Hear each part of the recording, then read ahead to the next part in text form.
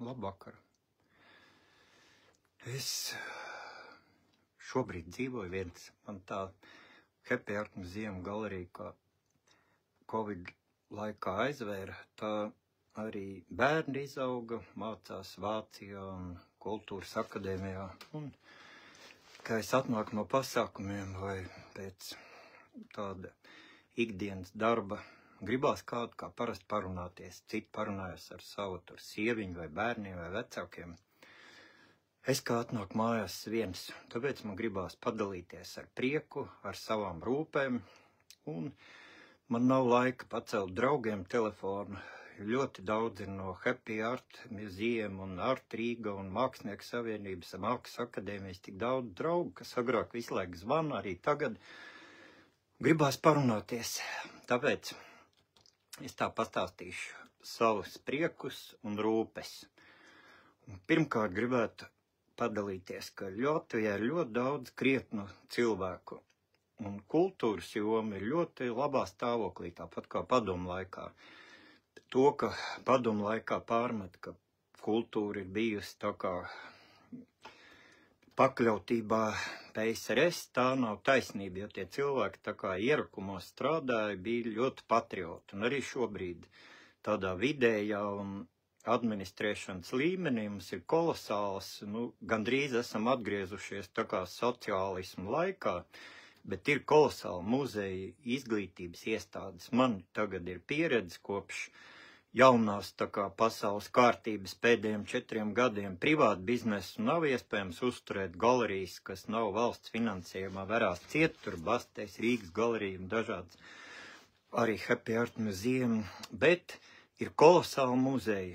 Man katru mēnesi es apņēmos rīkot pa izstādēji, un man tikko bija janvārī valsts, Jūrmalas domas muzejā, Jūrmalā personāla izstāde.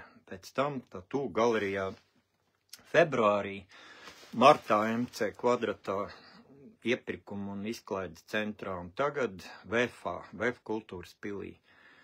Un tur ir tik daudz visur patrioti, krietni cilvēki, kas saorganizējuši kolosālas mākslas studijas. Tā administrācijas muzejiem ir vienreizējs, tur nav pārāk lielas algas, nekādas tur naudas atmazgāšanas. Tas ir tāds patriotisks, sirsnīgs darbs, un studijas un kori un viss mums ir ļoti labi. Un tas ir vienīgais tā kā Latvijas balsts, ka visur laukos un rajonos ir ļoti daudz krietni cilvēku patrioti, kas rīko kultūras, izrādes, kori, mākslas studijas. Mums, piemēram, visi Happy Art Museum autori, ko es apbraukāju pasauli, bijis Art Hongkonga, Telaviva, Art Kutaisi, Gruzija un Helsinki.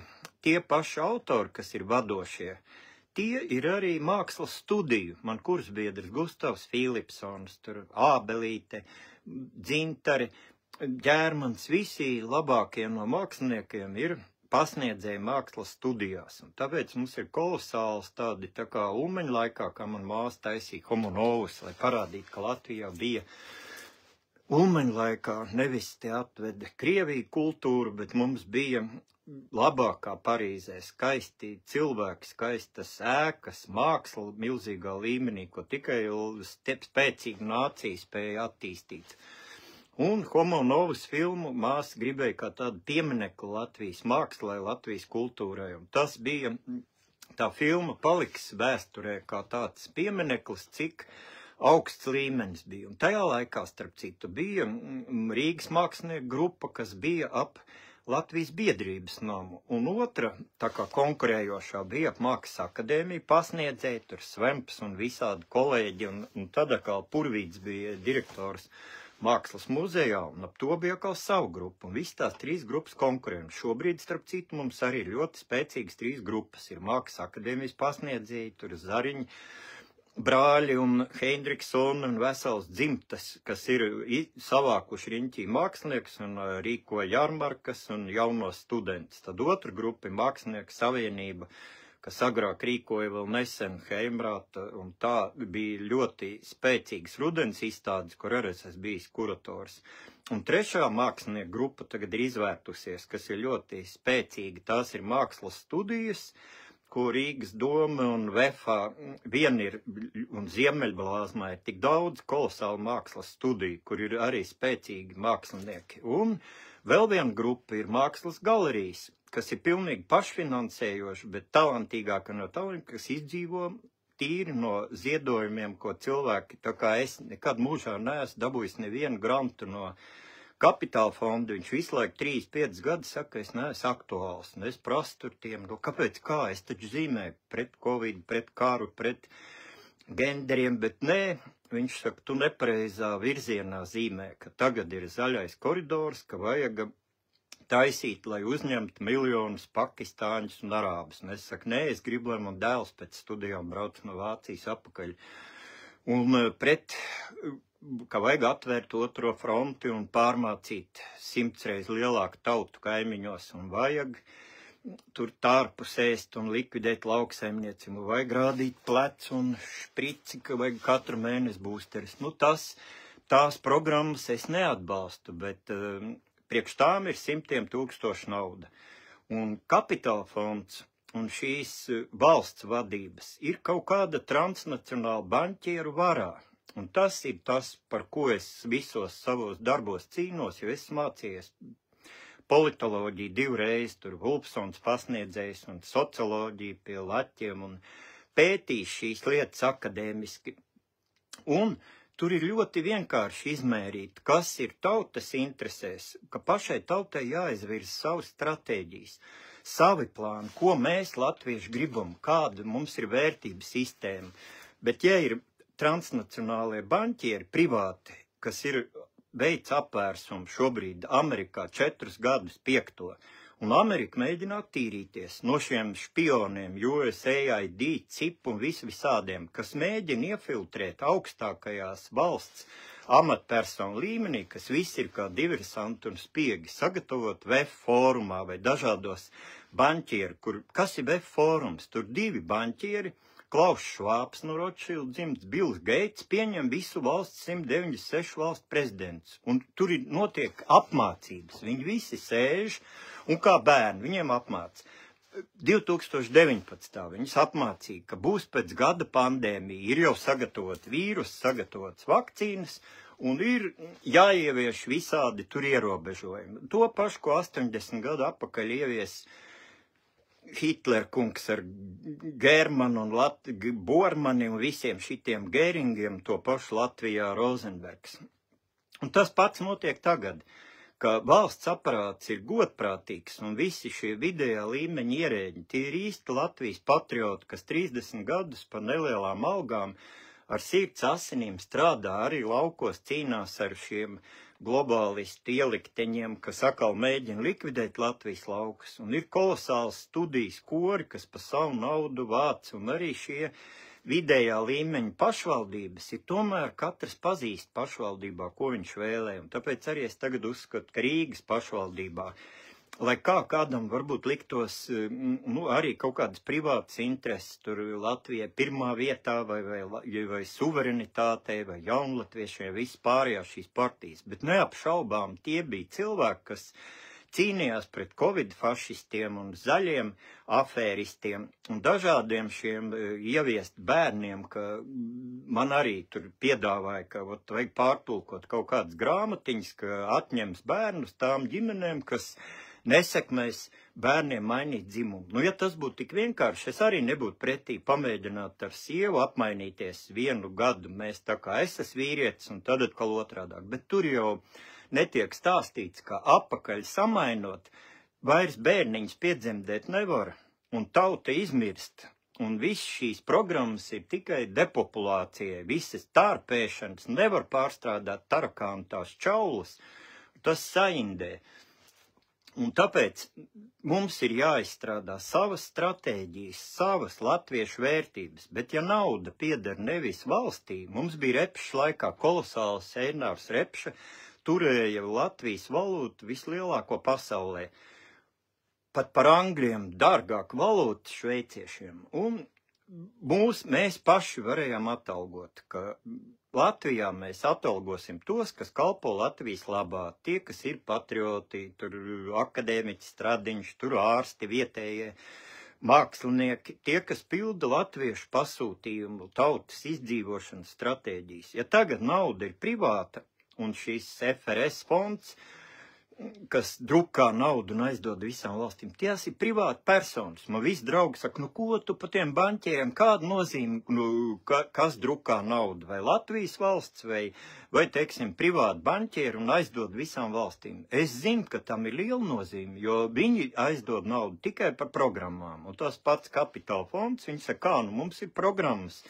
Ir transhumānisms jāievieš, un tie Latvijā, kas ir gatavi viņu ieviest, tiem būs 100 000 naudu. Un ja tu cīnīsies pret transhumānistiem un visiem viņu jaunievedumiem, tad tev naudas nebūs, bet šitā te Spriņģes kundze nobloķēs, un tiesu izpildītāji, viltus nacionāļi tev dzīsies pakaļ un liks sodas.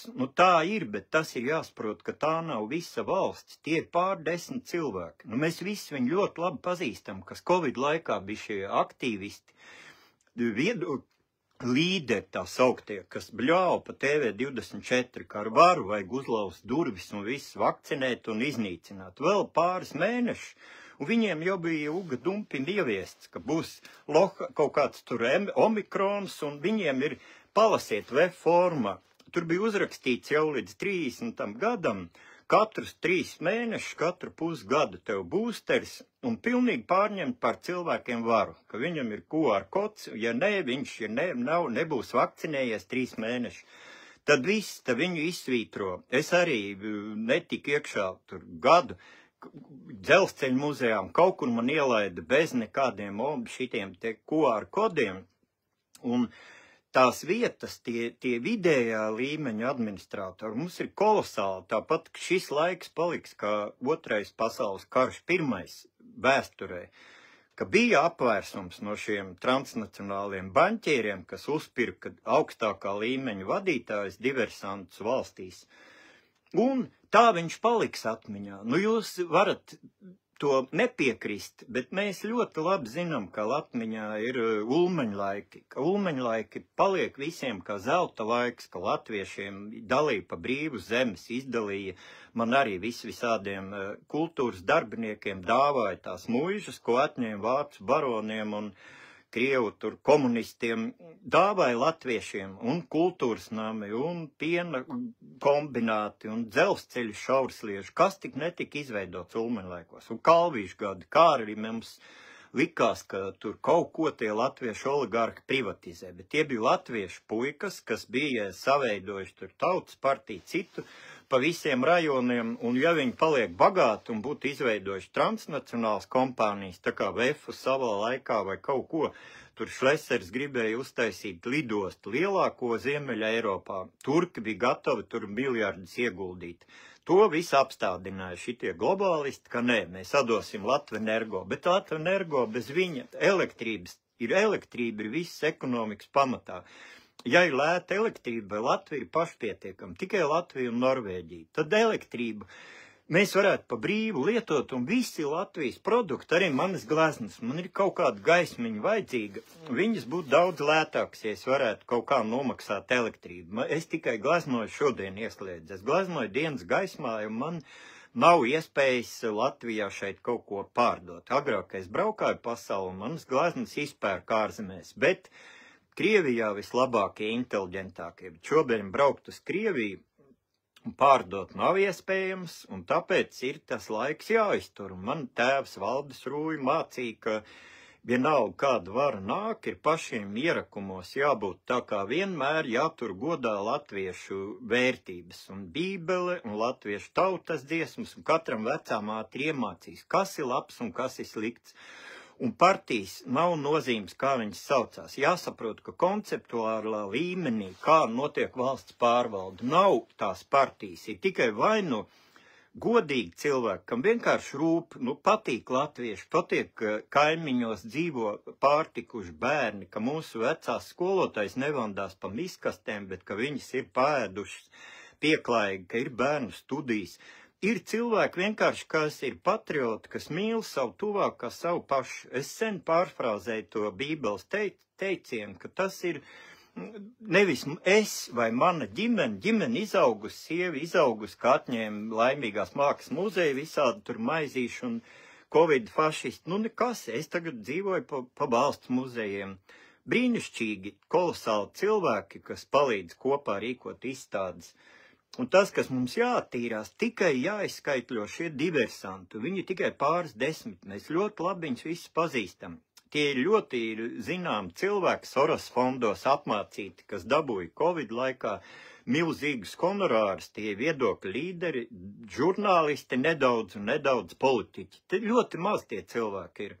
Un es ceru, ka tagad vēlēšanās cilvēki būs gudrāki un sapratīs, ka tie mēģinās pārkrāsoties, bet tie, kas ievieš šos fašistiskos ierobežojumus, un Amerikā viss tas ir sen tagad izskaidrots, ka tas bija interešu konflikts, ka tie paši, kam pieder vakcīnu rūpnīcas, viņi izstrādāja jau gan vīrus, gan vakcīnas, gan arī viņi apmaksā šo Pasaules veselības organizāciju. Viens onkols Gibrēcijus, viņš izsludina, ka tagad visai pasaulē čukči kaut kur sēž un viens uz kilometru, un arī viņam jānēsā uzpurnas un mājasēdi, kaut gan viņam nākošā māja ir 100 kilometri. Un kaut kur Gruzijas kalnos sēž un Latvijā viens cilvēks te pa Rīgas dzīvokli, un viņam ir tādi paši ierobežojumi kā Ķīnā, kur ir 100 cilvēku uz tādu pašu dzīvokli un 20 miljonu. Un tāpēc ļoti ir jāseko J.D. Vance, viņš Minhenes drošības komitejā ļoti skaidri noformulēja, ka jāatgriežās pie pirms pandēmijas cilvēku tiesībām. Un lai arī varbūt tur ir kaut kāda pārspīlējuma, atlaiž visu izglītības ministriju, bet ja tur ir iefiltrējušies diversanti, kas mēģina visu izglītības sistēmu pārvērst baņķieru plānu labā, taisīt visus cilvēkus tagad par transhumanistiem un viņus tagad dehumanizēt. Tas ir cilvēkam katram sirdī jāizprot, un es vismaz to skaidri redzu un jūtos šobrīd ļoti laimīgs, tāpat kā Gorbačova laikā. Es atceros, ka bija tā, ka tika paziņots pasaulē, ka ir pirmais plurālisms. Ko nozīmē plurālisms? Tas nozīmē, ka katrai tautai, katrai pilsētai, katram ciematam ir tiesības izvirzīt savas stratēģijas. Mēs gribam izdzīvot, mēs latvieši.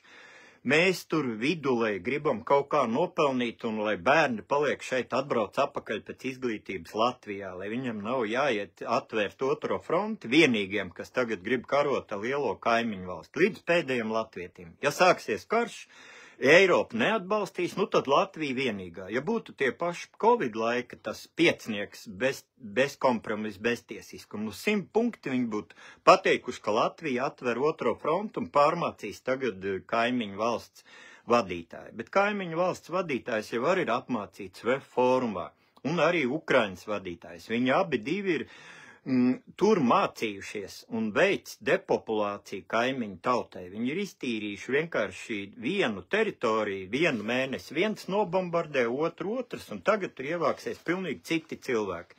Taču neviens Ukrainas, tas nabaks, kas tur dzīvoja, vai Krievs tajā austrums Ukrainas daļā, nu viņš nevarēs atgriezties. Tur būvēs pilnīgi jaunas mājas, tur vairs nav nevienas mājas, neviena cilvēka.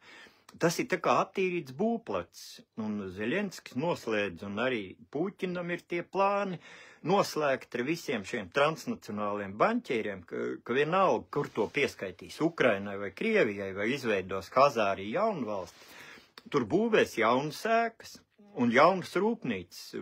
Piešķirt ir 750 miljardi, BlackRock vien piešķīra.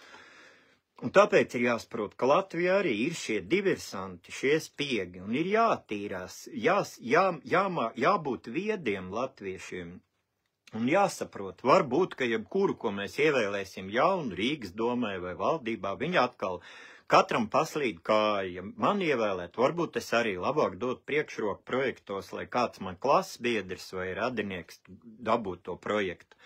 To es varu saprast, bet es nevaru saprast tādu nodevēju, teiksim, kas zina, ka tiks depopulēt un ieviest genocīdu, segregāciju, holokaustu pret saviem tuviniekiem.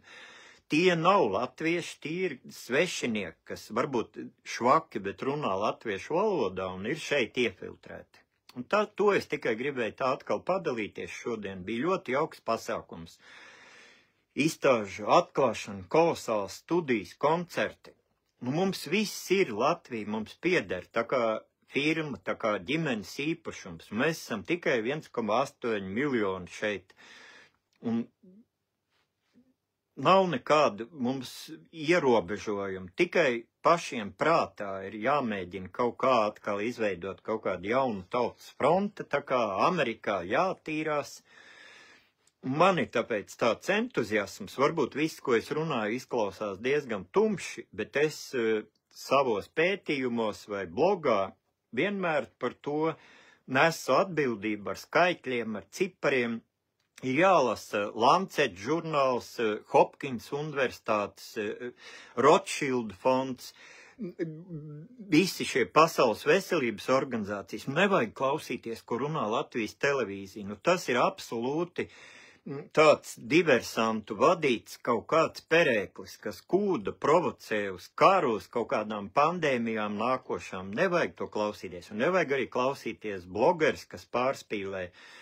Ir jālas šie pirmām roka informācija, jāsaņemās, jāpamācās angļu valodu, jāpatulko, un tad, kad tu pats savām acīm ieraugi, tu redzi, ka ir rakstīts, nu, kas ir līdz 3 gadam jādara, un visi šie augstākās valsts amatpersonas, viņi izpildu punkts punktā. Ja bišķi sasprojās un uztais rododendronu vai Francijā, īstas bija revolūcijas, spridzināšanā, viss arī mums rododendru laikā.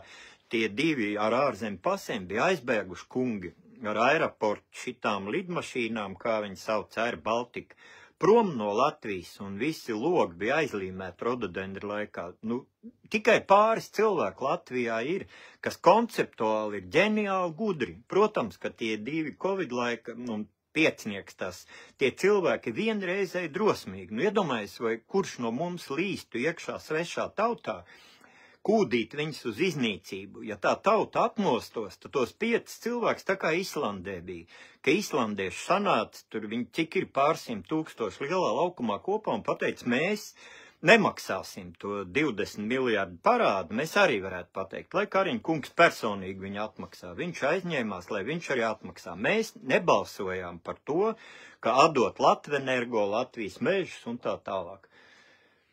Nu, es nezinu, vai kāds to arī man piekrīt, ja viss ir tā indokrinēt uz tikai karu un uz nākošām pandēmijām un uz zaļām afērām, uz visu, bet es ticu, ka ir daudz tie, kas ar kultūru nodarbojās un par rajoniem cilvēki, kas tiešām ir viedi un visi tie kultūras organizatori Latvijā. Nu, es garantēju, ka visi, nu, varbūt tie, kas ir kapitāla un to Soros fonda stipendiāti un zīmē šitos te visādus sātanismus un tur ieviest transhumānismu, nu, tie varbūt arī kalpo tam dēļ naudas. Bet tā ir tik daudz krietni cilvēki, kas to pašu Vefa vai Dzelzceļa muzeju vai Jūrmals muzeju, nu tie ir tik krietni cilvēki, kas to vada, un tas ir tik brīnišķīgi, kas mums Latvijā ir iespējas, arī teātris, kas vada. Tie visi ir patrioti, tur Hermaņa kungs un citi. Un tā es gribēju padalīties, ka vakarā es atnāku viens, es nevaru aizmigt, man tas uztrauc, un es mācīts, ka intelektuālim ir jāmīl savus tuvāks kā sev pašu, un es vēršos vienkārši pret cilvēkiem, tāpat kā agrāk man meiteņi dzīvoja blakus, vai tur māte un tēvs, Valdis Rūja. Tad man bija ko parunāt. Tagad es palicis pilnīgi viens, tur dēls aizbēdzis uz kvantu fiziku mācīties Planka institūtā, un piedodiet, ja kādam nepatīk, ko es runāju. Varbūt tagad varēšu atkal aizmigt ar labnakti.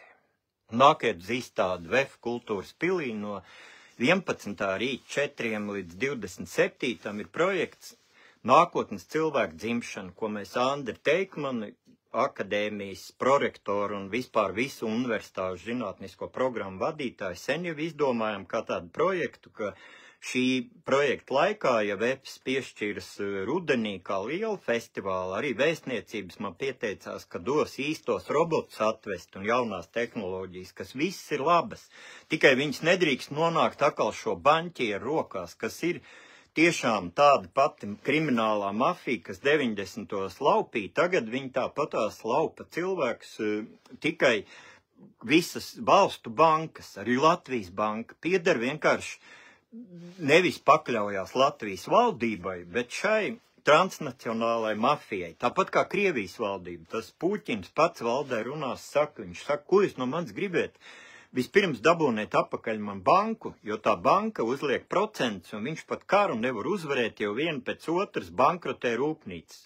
Un Ukrainai Zeļens kungam nepietar, un Trumps, viņš jau baidās atņemt to banku apakaļ valstī, jo tad ir atentāts momentā, kad tur kaut kas bija tur Slovenijā un tur Irānā nesen atentāts, čiks, un Kenedijs pateica, ka viņš valstī nacionalizēs apakaļ banku no tās mafijas. Uzreiz Kenedijam atentāts. Un kurš Latvijā gribēs? Kurš pateiks? Nu, tie, kas ir izglītoti cilvēki, visu to, ko es runāju, saprot. Kas ir mafija un kas pārvalda, tā kā tikko deputāti, normāli cilvēki, man pašam galerijā radās daudz attīstībai par, un bordānieši tikās, un tur puķes tie visi, un KPV vispār no iesākuma līdz partijas nobeigumam tikās pie mums Happy Art pa brīvu telpas. Un tikko ievēl kaut ko, tā izlien ārā kaut kādu mūģi no kaut kādiem slepeniem dienestiem un pasaka vēlēšanas neleģitīmas. Mēs nedosim pielaidi.